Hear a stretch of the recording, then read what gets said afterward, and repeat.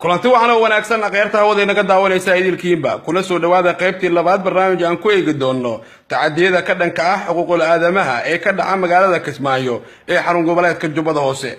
Kismaayo waxa ka taliya maamulka Jubbaland ee madaxda uu ka yahay Axmed Maxamed Islaam Axmed Madoobe wuxuu ka mid yahay hogaamiyaasha Soomaalida ee sida weyn u jecel in laga taliyo magaalooyinka Addis Ababa iyo Nairobi isla markaana ka faana inuu hoos tago dawladda federaalka ee qaybta uu ka yahay fadhigeeduna uu yahay Muqdisho.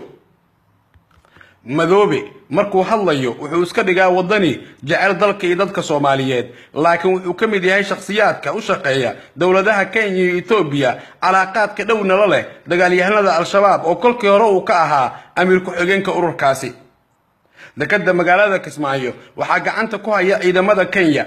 boqolkiiba 50 dhaqaalaha ka soo baxa dekedda magaalada Kismaayo waxaa qaata saraakiisha ciidamada Kenya ee ku sugan magaalada Kismaayo. boqolkiiba 30 waxaa la siiyaa maamulka Jubbaland ee fadhigiisu uu yahay Kismaayo, halka boqolkiiba 20 ay qaataan dagaalyahanada Al-Shabaab waxay ku sugan yihiin duleedka magaalada Kismaayo iyo waliba eeriyada dekedda magaalada Kismaayo. dhibaato kama geystaan gudaha Kismaayo maxaa yeelay waxay saaxiib dhow iyo calaaqad dhow ay leeyihiin hogaamiyaha Jubbaland Axmed Madoobe ee ku sugan magaalada Kismaayo. maamulka Axmed Madoobe oo sanado badan dhisan wuxuu dhaafi yahay Kismaayo, diyaarna uma aha Axmed Madoobe in duulaan lagu qaado dagaalyahanada Al-Shabaab. wuxuuna ka mid yahay xubnaha sida weyn u diidan in Soomaaliya cagaheeda ay ku istaagto.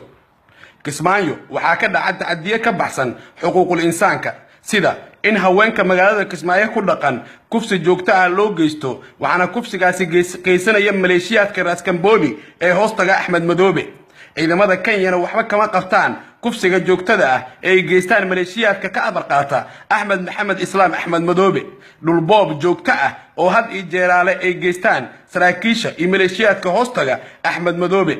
waxaa la boobayaa dhammaanba dhismooyinka ku yaal gudaha magaalada Kismaayo iyo duleedkeeda oo ay leeyihiin dad shacab ah, kuwaasoo hadda ay dhisanayaan saraakiisha isku heybta ay yihiin Axmed Madoobe, mabda ahaanna ay ka wada tirsan yihiin ururkii Raskamboni. waxaad arkaysaa dhismooyin ay leeyihiin dad shacab ah iyo dhul bannaan oo si sharci darro ah ay u dhisanayaan maleeshiyaadka hoostaga Axmed Madoobe. mana jirto dawlad wax ka qabanaysa arrintaasi, maxaa yeelay Axmed Madoobe waxaa Kismaayo u haya una qabtay saraakiisha Kenya oo heshiis ay ku yihiin in dhaqaalaha dekedda Kismaayo ka soo baxa la wada qaybsado. waxaana dekedda magaalada Kismaayo laga dhoofiyaa dhuxusha. dhoofinta dhuxusha Soomaaliya waxaa hore u mamnuucay jamciyadda qurumaha ka dhaxaysa ee qaramada midoobe. waxaana dabaadkii la sheegayaa in dhowr doon iyo maraakiib ay ka baxaan dekedda magaalada Kismaayo, kuwaasoo aada dhanka isku taga Imaaraadka Carabta qaadana dhuxul, waxaana taas ay ka mid tahay xaalufinta lagu hayo dhirta Soomaaliya. sidoo kale dekedda magaalada Kismaayo waxaa ka soo dega shixnado hub ah oo qaramada midoobe hore ay u mamnuucday, waxaana hubkaasi qaarkiis gacanta u galaa dagaalyahanada Al-Shabaab. waxaa Kismaayo laga mamnuucay gabi ahaanba hay'adaha u dooda xuquuqul insaanka iyo kuwa u shaqeeya UN-ka. waxaana magaalada Kismaayo sidoo kale la diiday inay ka shaqeyso warbaahinta madaxa bannaan. waxaa la soo musaafuriyay wariyaal badan oo ka shaqeynayay magaalada Kismaayo kadib ka hor intaan la xirin xarig, kadibna waxaa loo soo musaafuriyay dhanka magaalooyinka Muqdisho iyo Nairobi. wariyaal madax bannaan kama howlgalaan magaalada Kismaayo ee xarun goboleedka Jubbada Hoose. xildhibaanada baarlamaanka ee Jubbaland intii ka hor timaada siyaasadda Axmed Madoobe waxay mutaysanaysaa dil, xarig iyo waliba musaafirin, waxaana hore loo soo musaafiriyay xildhibaano badan. dadka shacabka ee ku dhaqan Jubbaland ma cabiri karaan aragtidooda, sida inay ka hadlaan baraha bulshada Facebook, Twitter iyo waliba meelaha kale ee shacabka fariimaha ay isku weedaarsadaan. qofkii taageera dawladda Soomaaliya ee ku sugan magaalada Kismaayo wuxuu mutaysanayaa xarig, dil iyo waliba handadaad. miitaal ahaan gabar ku dhaqan magaalada Kismaayo ayaa Facebook ka taageertay qoraal ahaan dawladda Soomaaliya. waxay mutaysatay in muddo 4 cisho ah ay ku jirta jeelka, isla markaana jirdil ay u geystaan ciidanka ka amar qaata Axmed Madoobe. shacabka ku dhaqan Kismaayo waa kuwa cabursan, xataa qofka aragtidiisa qaab commenti ahaan kagama dhiiban karo baraha bulshada gaar ahaan Facebook. wuxuu taas ku mutaysan karaa in la dilo.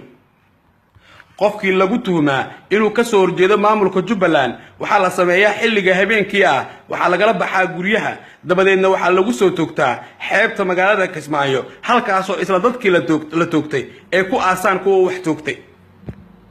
madaxweyne ku-xigeenada Jubbaland oo kala ah Maxamuud Siid Aadan iyo sidoo kale Suldaan Cabduqaadir Lugo Dheere laba waxa dekreeto ku magacaabay Axmed Madoobe qofkii laga dareemaa kirif waxa lagaga qaadayaa xilka dekreetadii lagu magacaabay halka maamulada kale sida Jubbaland aan raray sida Puntland koonfur galbeed Hirshabeelle iyo Galmudug madaxweyne ku-xigeenada ay soo doorteen baarlamaanka laakiin Jubbaland taas way ka gadisan tahay waxa madaxweyne ku-xigeenada mar walba soo magacaaba hogaamiyaha Jubbaland Axmed Maxamed Islaam Axmed Madoobe taas oo keentay in madaxweyne ku-xigeenada aysan yeelanin wax awood ah shacabka ku dhaqan magaalada Kismaayo markaad telefoonka kula hadashid waxaad dareemaysaa ciil iyo waliba waxaa ka imaanaysa ilmo haday kaaga sheekeeyaan tacadiyada ka dhanka ah xuquuqul insaanka ee Axmed Madoobe iyo maamulkiisa ee ka geysanayaan magaalada Kismaayo isla markaana aysan ka hadlaynin warbaahinta maxaa yeelay warbaahinta kama hadli karto tacadiga Axmed Madoobe uu geysto